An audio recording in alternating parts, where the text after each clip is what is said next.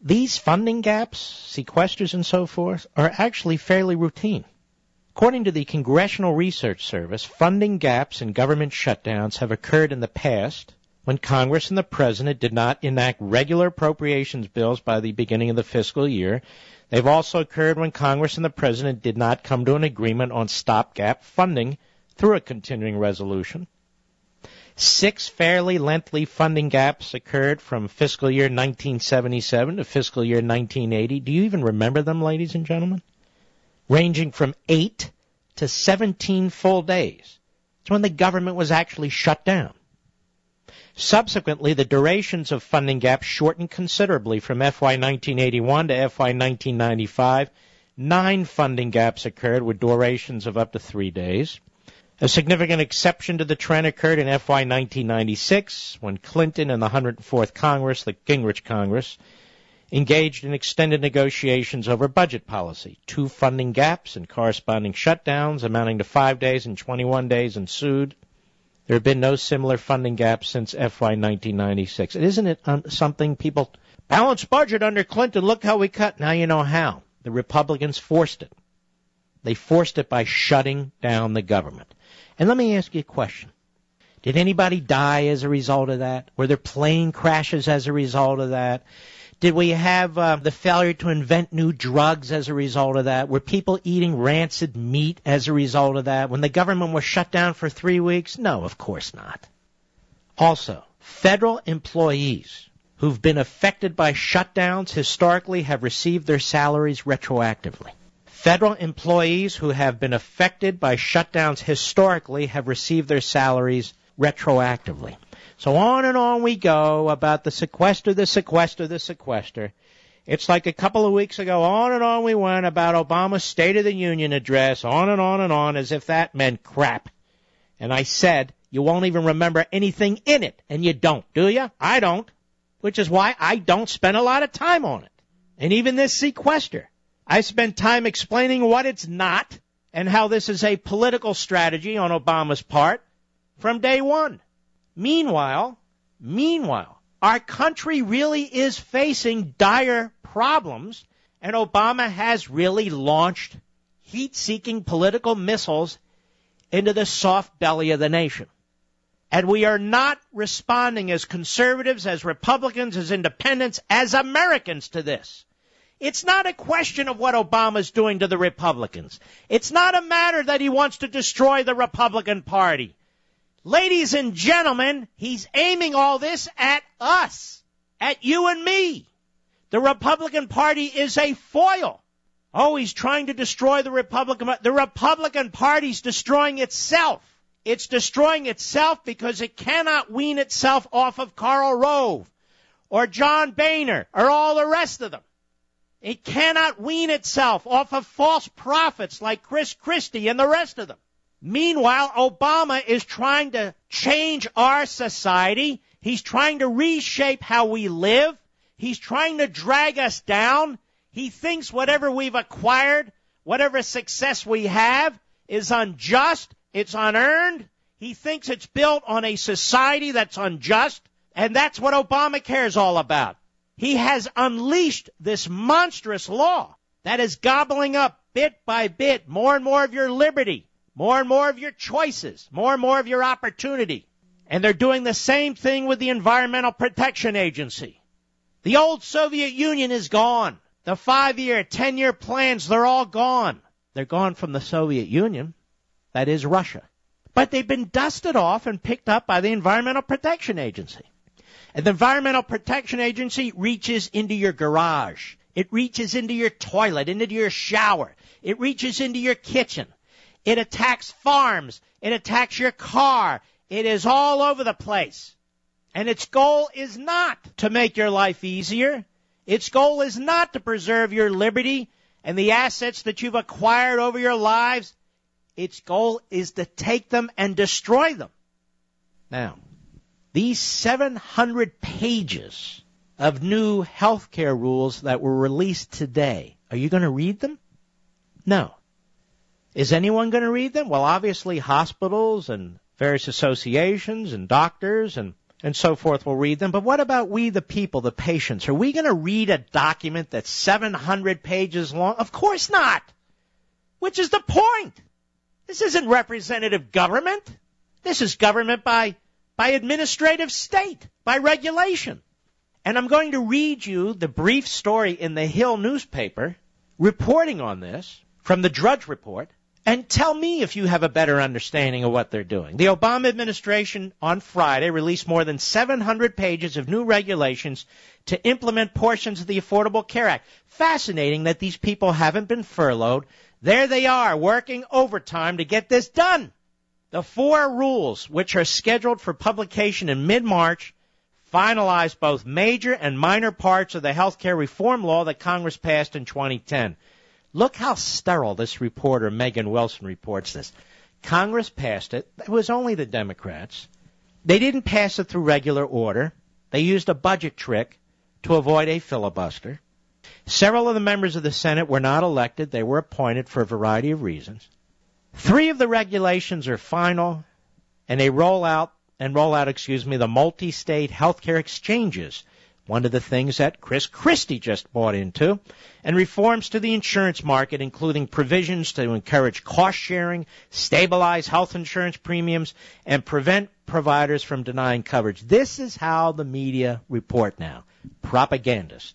Stabilize health insurance premiums. May I ask you a question, ladies and gentlemen? Have your health insurance premiums been stabilized as a result of Obamacare? No, they're going through the roof. The rules will become effective on May 11th, and HHS will take comments on an interim final regulation regarding cost savings programs and the government risk pooling for 60 days after those rules are published. Listen to this bureaucratic flim-flam. You don't even know what the hell they're doing. I don't even know. What the hell does all this mean? I don't know unless I study it. Is everyone going to study it? No, certainly the drones aren't. All the drones need to know, hey, it's health care for free.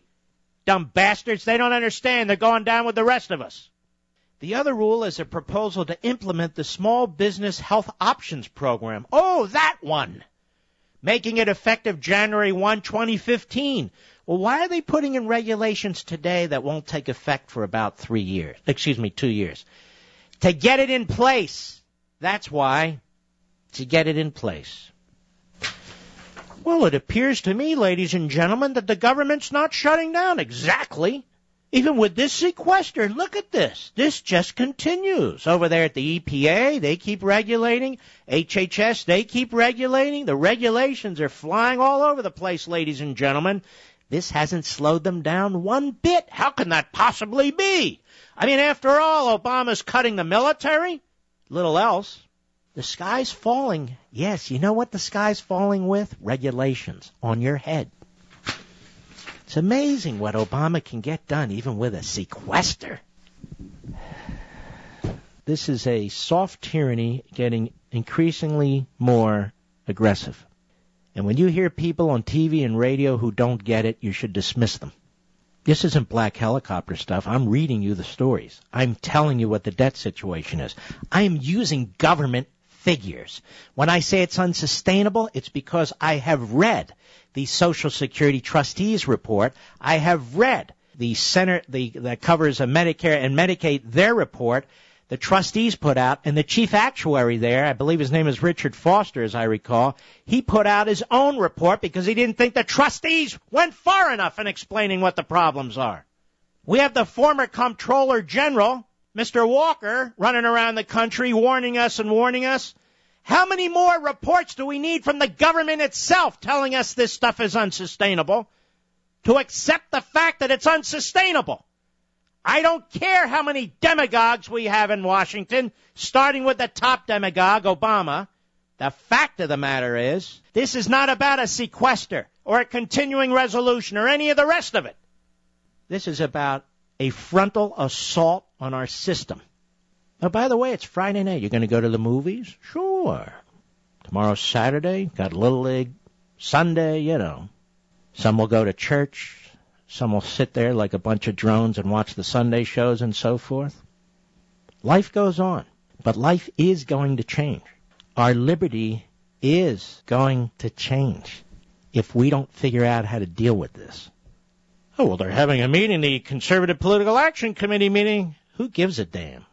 This subject's not even at the front of the debate.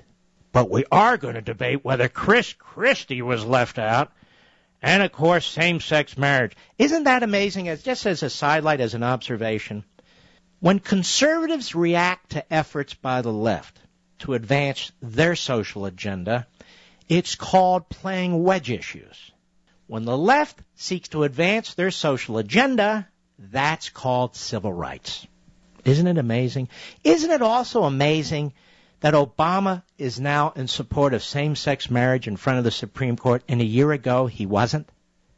And isn't it also amazing that suddenly Republicans are coming out and saying, we support this too? Well, why didn't they support it prior to a year ago? This is the pathetic world that's swirling around us. Whatever your views are on the subject, this is the pathetic world that's swirling around us. These are our opinion leaders. They're not leaders at all. They're pathetic. More regulations were issued today while you were distracted by other hosts, by TV, by news, by Obama. The Internal Revenue Service today unveiled its proposal to raise tens of billions of dollars through annual fees on health insurers, prompting fierce criticism from industry groups who warn these costs will be passed along to consumers. That would be you. The proposed rule from President Obama's health care law will be published for public consideration on Monday in the Federal Register. The rule would assess annual fees on most insurers that would total $8 billion next year and rise thereafter, eclipsing $14 billion in 2018, according to the IRS. The fees would vary in size depending on a firm's net premiums and would come due by September 30 every year. Insurers that don't pay on time would face penalties of $10,000 plus $1,000 for every day they miss a deadline.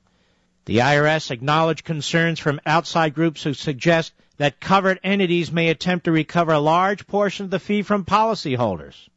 I'm telling you, folks, America's health insurance plans, the leading trade group for the insurance industry, blasted the fees as a tax that it would exceed $100 billion in the next decade and hit average families still struggling to rebound from the economic recession.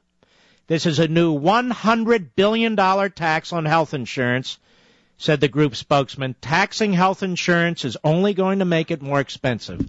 You see, ladies and gentlemen, health insurance today is not taxed. Obamacare taxes it.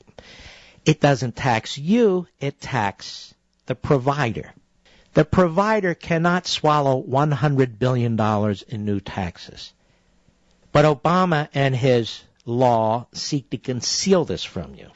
So already there's upward pressure on your policies because of all the freebies that are going to be handed out, including contraceptives, including pre-existing conditions. Somebody finds out they have a terrible illness and suddenly they sign up for health insurance, and your health insurance company can't say no, meaning you're going to pay for that. On top of that, the IRS has informed the world today, actually I'm informing the world today, they're going to tax these policies. $100 billion in the next decade. And we're here sitting about as stupid to Sequestor.